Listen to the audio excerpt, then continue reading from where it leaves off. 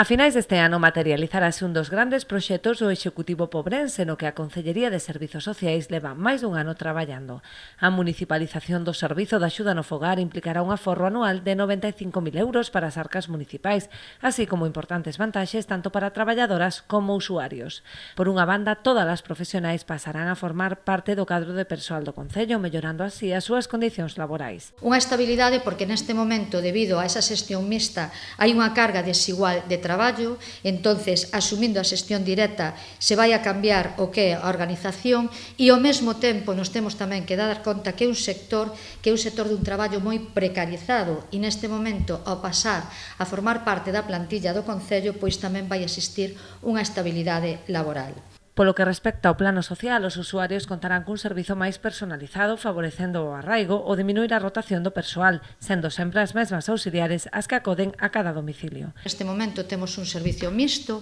compartido con auxiliares do Concello e auxiliares de empresa, pois a valoración que é moito mellor a que neste momento os usuarios fan das auxiliares que ten o Concello, e hai un punto que é decisivo, para nós cando menos foi decisivo, que é a rotación. A empresa privada neste momento que supón é a rotación, unha rotación grande de persoal e isto ao mesmo tempo o que implica que os usuarios pois unha sensación de desarraigo. Normalmente os usuarios dependentes, xa o dixemos cantidad de veces, son usuarios que neurolóxicamente, pois son moi sensibles e esta continua rotación pois lle pode, digamos que, perxudicar negativamente. Se a tramitación segue os pasos previstos, o Concello agarda iniciar a subrogación das traballadoras a 1 de decembro, polo que a partir do próximo ano o servizo pasará a depender exclusivamente da xestión pública.